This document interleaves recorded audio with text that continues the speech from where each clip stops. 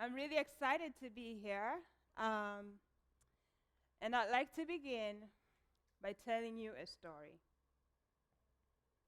Imagine you're 9 years old and in third grade. You wake up at 5:30 a.m., and even though it's freezing cold, you head to school carrying a bag of charcoal so that your teacher can use it to make a fire and warm her hands so she can write on the board. A broom to sweep the classroom right before class starts, and a wooden brush to clean the toilet. I know, it's pretty unsanitary, but it is what it is. The whole time you're walking to school, you're dreading it, but you know you have no choice but to go. So it's quite a long walk. You get there around 5 minutes past 6. You're 5 minutes late. And you can already tell what is going to happen. Trembling, you walk into Mrs. Kajanga's class where she sits. You hand her the bag of charcoal, and then she tells you to lay down, grabs a big stick, and hits you 12 times. 12 times on your behind while your classmates watch. So of course you're frustrated, you're in pain, and you never want to go back to school again. But you will every day because you know this is your life, and you've been told many, many times that this is what school is about. Just get used to it. So at this point, you clearly understand that learning is not meant to be fun. It is something you just have to go through, something you just have to endure. This is how my learning experience, my school experience was growing up in a small town in Iringa. I was really hopeless. And to be honest, I've been on a manhunt for Mrs. Kajanga ever since. So if you meet her here, please let me know, because she and I need to talk. She's wanted. But perhaps your learning experience was a bit different. Maybe you can even recall a time when you had fun learning something. Right? You probably remember the details because you actually had fun doing it. Well, things changed a little bit for me in secondary school, where for my chemistry class, we had to do a lot of different experiments in the lab.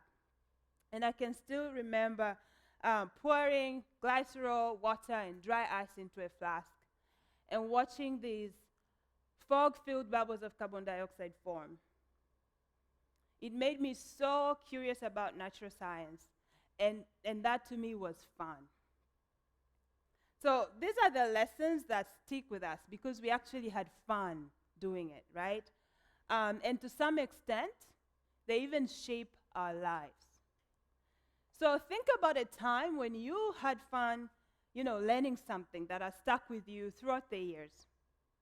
And then I want you to think about this. What if all kids in Africa could also find the fun in learning? Meet Kibena, Kiduchu, Baraka, and their friends from Kokotoa football team. If these kids represent the Tanzanian population, only 3 of them will go to nursery school or kindergarten. And while they're there, they will share one teacher with 97 other kids. Of course, all 10 of them will go to class 1, but by the time they get to class 4, only 3 of them would have mastered class 2 level reading and math. Only 6 of them will complete primary school, and less than 3 of them will go to secondary school.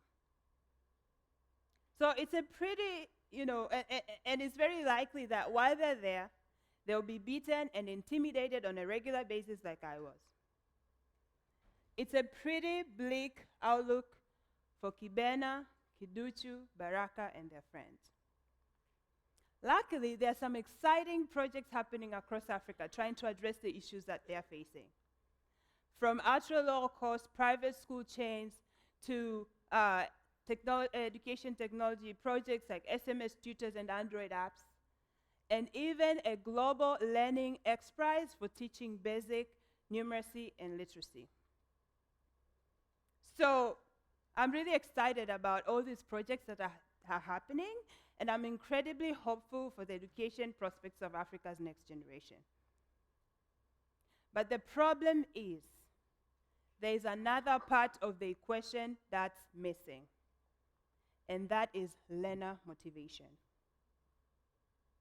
So whether kids at one of Finland's awesome public schools, or using online resources while being homeschooled, or learning outside, writing on red earth using sticks like I did when we didn't have enough classrooms. For all these kids, the biggest determinant of their learning success would be their own motivation to learn. So, why does someone want to learn? Right? That is something we have to think about. Why does someone want to learn? Some educators, unfortunately, choose fear, to get kids to want to learn. Be it fear of failing an exam, fear of dropping out, or in so many cases here in Tanzania, just fear of, being beaten for getting an answer wrong. Yet neuroscience research has shown that stress and intimidation activate filters in the amygdala, which is like the brain's gatekeeper, and prevents information from reaching certain cognitive networks that actually store that information. So in essence, when we are scared or stressed, we comprehend less of what we're trying to learn. So why don't we, instead of fear, use fun to motivate learners? Studies have shown that kids who do more puzzles at home have better special skills on IQ tests.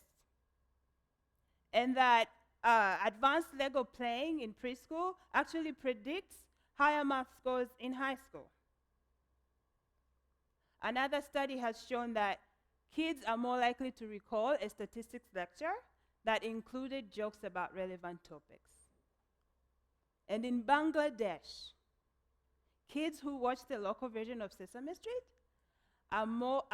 have 67% higher scores than those who don't watch. And these kids don't even know that they're learning. Right here in Tanzania, kids who watch Ubongo Kids, which is an educational cartoon that teaches math and science, have significant improvement on math quizzes compared to those who don't watch. And those who watch Ubongo Kids on a regular basis are more likely to say that math is their favorite subject. So, at Ubongo, we've been working hard to bring interactive and fun learning to kids across the continent. In each episode, Baraka, Kibena, Kiduchu, and their friends use their brains to solve problems and help their friends out. Whether they're moving thousands of rats to a new home to help a farmer out, or they're putting defenses against a mosquito army, or whether they're throwing a birthday party for a lonely giraffe, right, on his birthday, they must tumia Ubongo, use their brains, and they always do it with plenty of laughs and sing-along songs. So we're getting a lot of great feedback from kids. Of course, they're like, oh my gosh, we're learning so much and this is fun. But parents and teachers are also, buying into this idea that learning can be fun. And I think we have to even think beyond that and start looking for new ways, new delivery mechanisms to bring this interactive learning to kids. So we've seen this work well at Ubongo where, through an SMS interaction system, kids can actually register through any mobile phone and get personalized feedback from their favorite cartoon characters.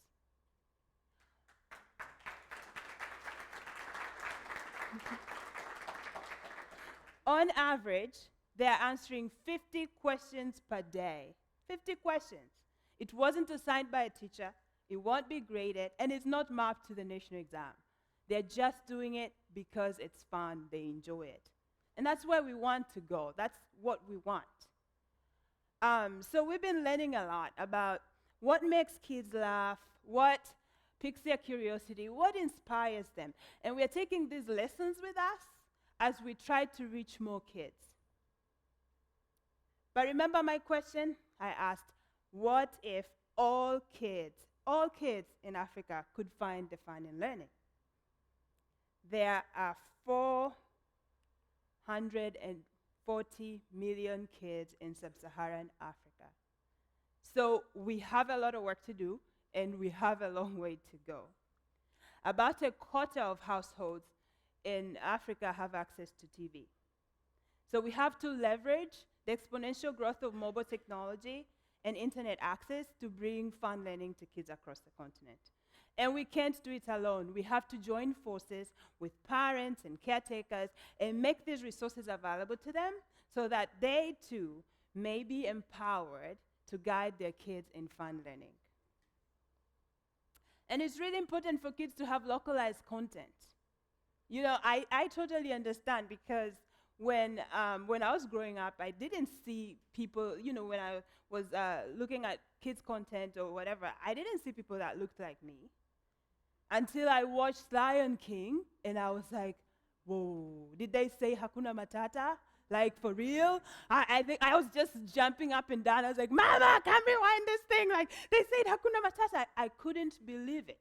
Just like Hakuna Matata was enough. And I was so excited. And I watched that movie over and over and over again. And to be honest, that movie has made life easier, because now when people ask me, oh, you speak Swahili? How does it sound? I'm like, Hakuna Matata. And everybody gets it, right? It's like, okay, topic closed.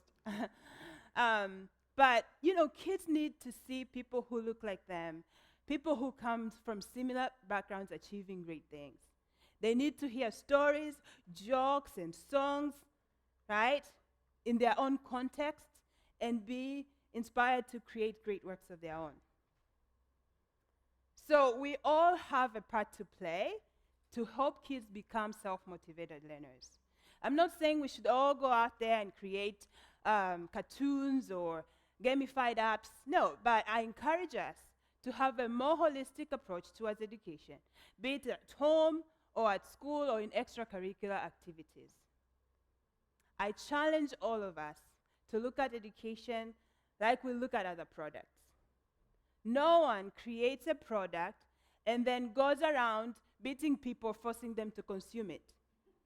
No, you don't see that being done anywhere, right? No one takes a product to market without first testing it over and over and over again with a bunch of people to make sure it actually works. So why do we do that with education? We cannot continue to create these office-made education solutions and expect kids to be receptive, right? Children innately want to learn. They're always looking at the world, you know, finding new things, touching things.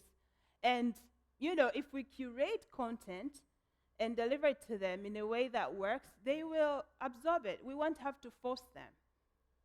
We won't have to force them. So instead of assuming we know what works for kids, let's make kids part of the process. Let's engage with them and find out from them what actually works.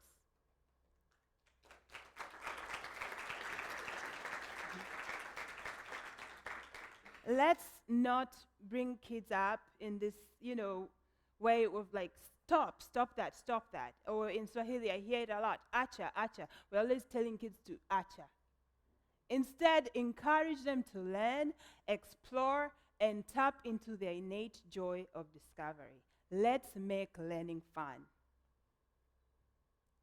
Once kids have a strong reason as to why they should learn, they will become strong agents in their own education, loving learning and seeking it out.